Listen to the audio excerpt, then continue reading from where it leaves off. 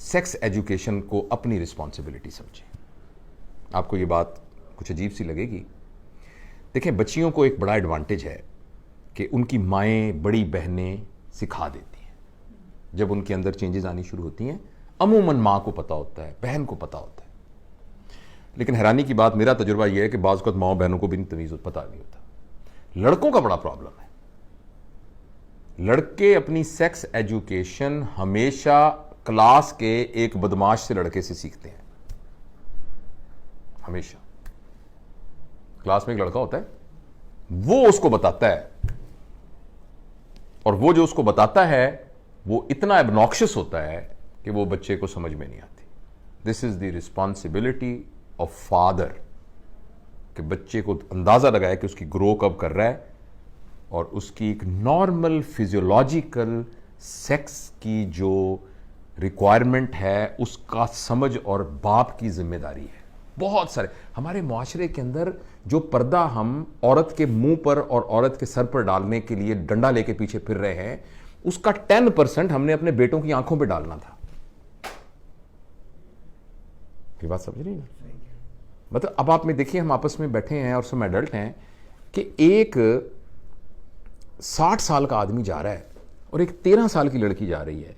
इस बात का बहुत इम्कान है कि वो 60 साल का आदमी एक दफ़ा देखेगा ज़रूर कि इसकी आंखें ज़रा मोटी हैं कि नहीं, बाल इसके लंबे हैं कि नहीं, और इसकी ये किस तरह से, ये कैसे बैठी है, इसको रजिस्टर करेगा।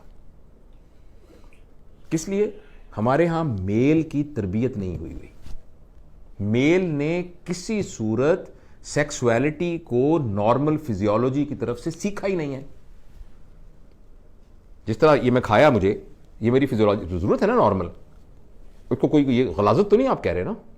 बच्चे कह रहे हैं मेरी गंदी जगह पे हाथ मत लगाओ।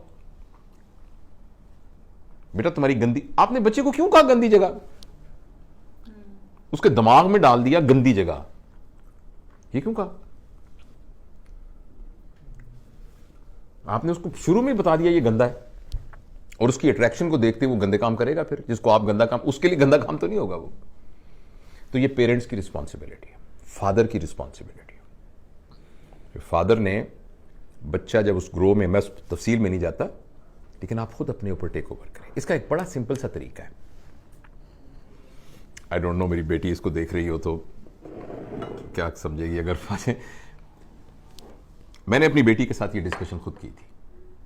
जब मुझे पता लगा कि वो उस एज में आ गई है, तो मेरी वाइफ ने मुझे बताया इस तरह से, तो मैं कहा बेटा इधर आओ। तो मैं तो चूंकि सर्जन हूं, तो मैंने उसको ना एक सी सेक्शन की वीडियो दिखाई। तो एकदम वो एक्साइट हो गई यहाँ से ना, कि यहाँ से चीरा दिया, वहां से बेबी निकला ऐसे करके। मैंने कहा लेकिन बेटा जो इसका एक कुदरती तरीका भी है। वो मैंने डायग्राम बनाई, उस डायग्राम के ऊपर सारा उसको समझाया, और मैं अपने बेटे को भी साथ बिठा लिया। पूरा मेंस्ट्रुअल साइकिल कैसे होता है, साइक्लिक चेंजेस क्या आती हैं। मैं तो डॉक्टर था, मुझे एक एडवांटेज था। सारा उसको, बेटा आपको समझ में आ गया? मैं कहा बाकी बेटा तुम्हारी मामा जो है ना, वो बाकी तुम्हें बता देंगे क्या करना है। लेकिन मैं आपको ये बताना चाहता था कि ये नॉर्मल होता है। इस तरह से ना बच्चियां जब इस एज में आती हैं तो उनकी ये उसमें तब्दीली आती है। इस तरह आप बच्चे को बताइए। बच्चा कहीं से बदमाशों से सीख के आए और फिर वो परवर्टेड सेक्स के अंदर पड़ जाएगा। फिर वो 60 साल की उम्र में वो ये करता रहेगा ऐसे करके। वो लड़कियों को ऑब्जेक्ट के तौर पे देखेगा, एज अ पर्सन नहीं देखेगा, क्योंकि उसकी हमने तरबियत ही नहीं की हुई। इसलिए आप देखें बड़ा प्रॉब्लम है हमारे यहाँ। 40-40, 50-50 साल के बंदे जब बैठेंगे तो अजीब लतीफे सुना रहे होंगे, अजीब, आप कहेंगे यार ये शख्स बोल रहा है, ये इदारे का इतना बड़ा हेड है और ये इसकी ओपिनियन है अबाउट फीमेल कोलीग्स। तो ये एक बात बड़ी अहम थी, इसके बारे में आप जरूर तवज्जो दीजिए। उसका कोई ना कोई मैकेनिज्म बनाइए जिसमें उनकी ये तरबियत कीजिए।